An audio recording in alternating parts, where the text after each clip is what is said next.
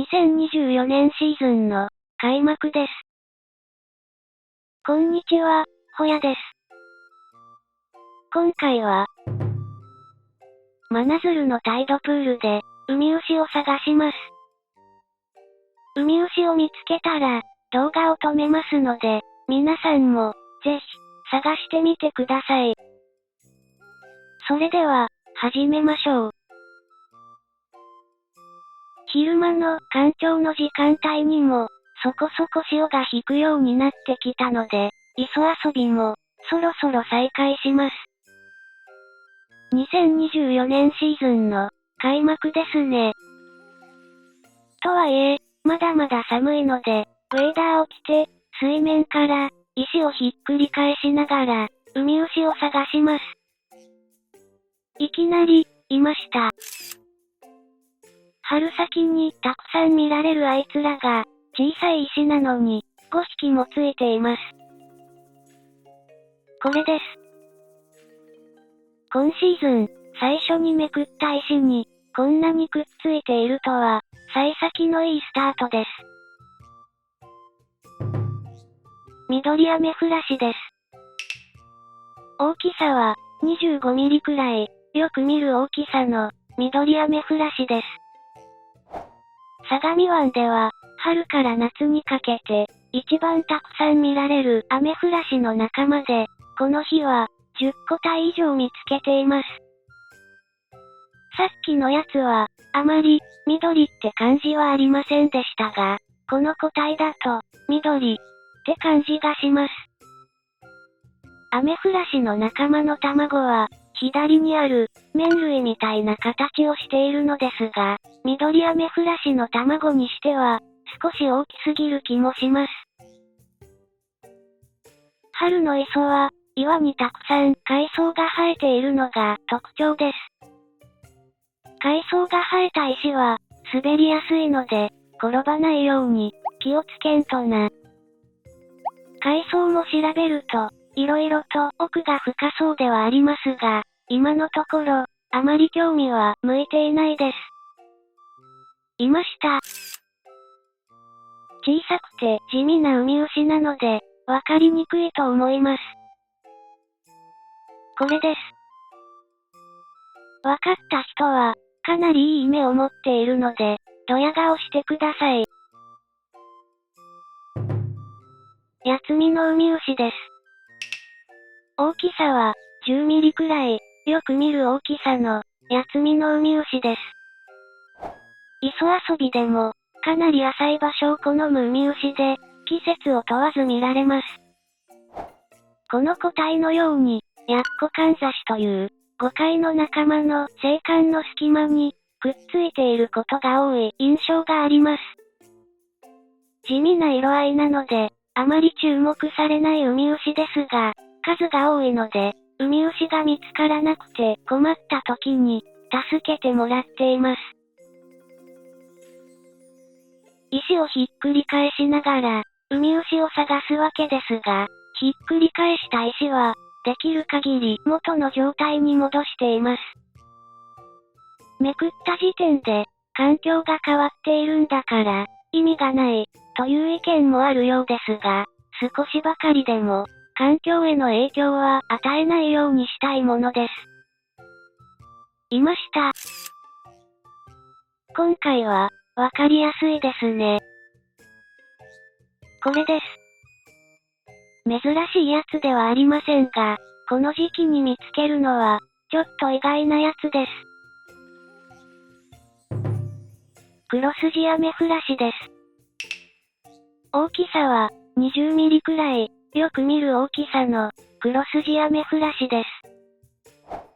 春はアメフラシのシーズンではありますが、この、クロスジアメフラシは、夏の終わりから、秋にかけて、出てくるイメージがあったので、この時期に見られるのは、意外でした。昨シーズンからの、生き残りなんやろか。近年は、冬の水温が、あまり下がらなくなってきているので、クロスジアメフラシも、越冬できたのかもしれませんね。次の石をひっくり返そうとしたところ、近くに何か違和感を感じました。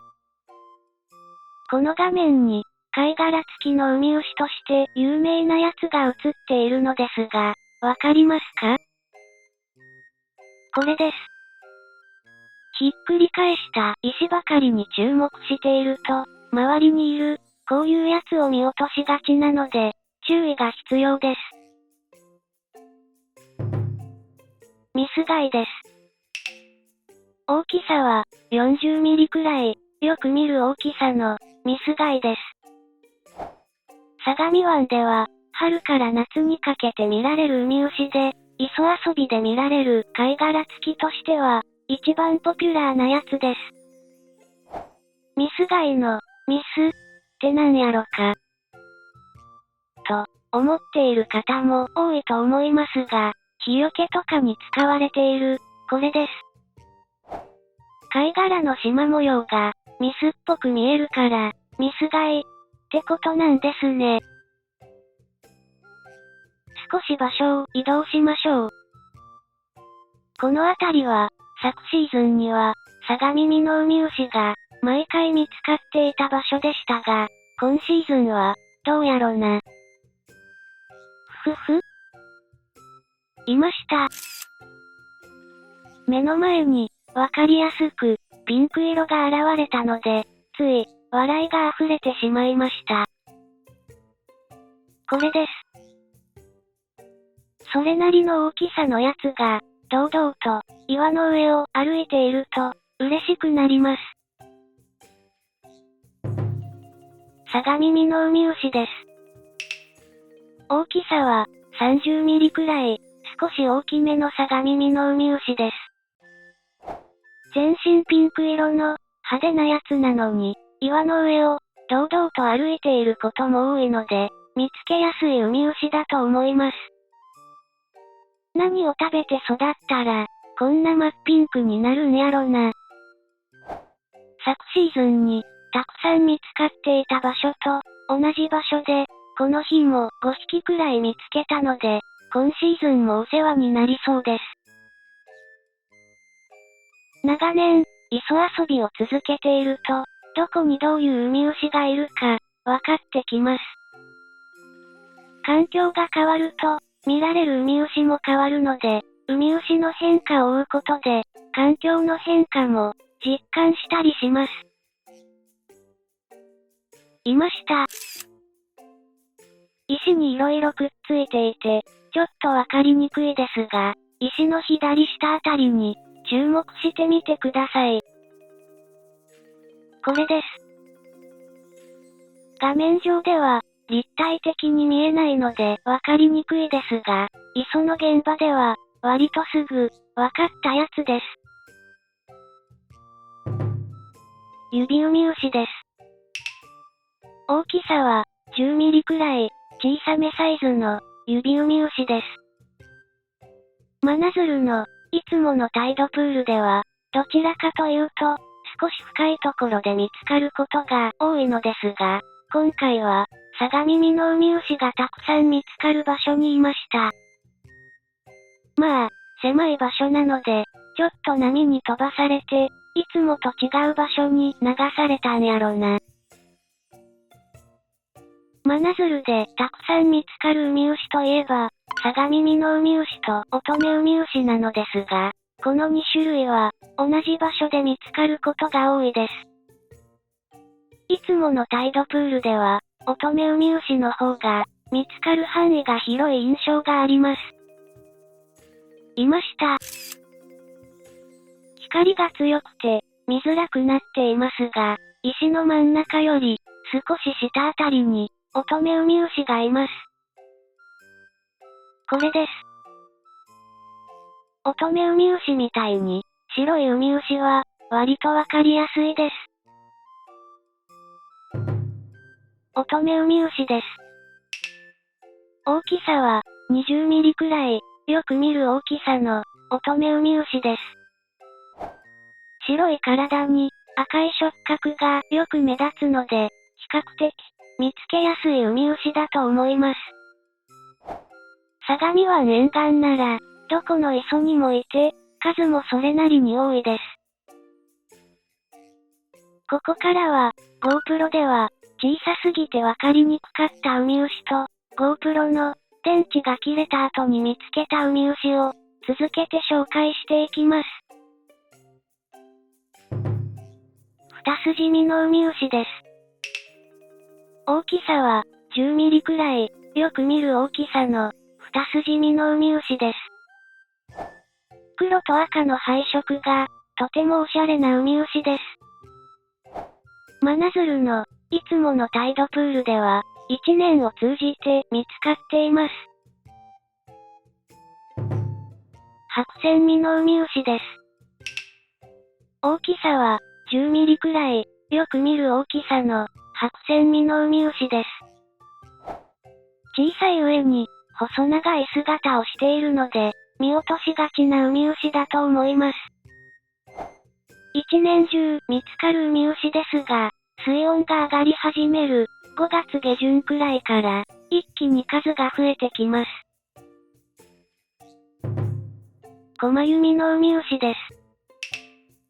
大きさは10ミリくらい、よく見る大きさのコマユミノウミウシです。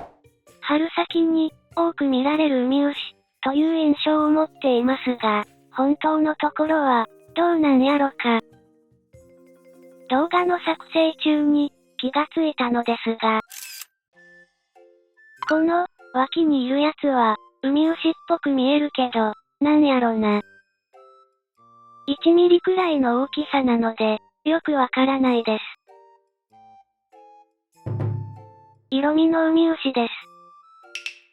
大きさは20ミリくらい、よく見る大きさの色味のウミウシです。磯遊びの定番のウミウシで、相模湾沿岸の磯なら、どこにでもたくさんいます。毒々しい色使いが、なかなかインパクトありますね。サラームミノウミウシです。大きさは10ミリくらい、少し小さめのサラームミノウミウシです。色味のウミウシとよく似ていて、住んでいる場所も大体同じだと思います。色味のウミウシよりもかなり数は少ないですが、レアというほどではありません。ツヅレウミウシです。大きさは10ミリくらい、小さめサイズのツヅレウミウシです。白から灰色の、なんだかパッとしないウミウシですが、真鶴でも、葉山でも、割と見かけます。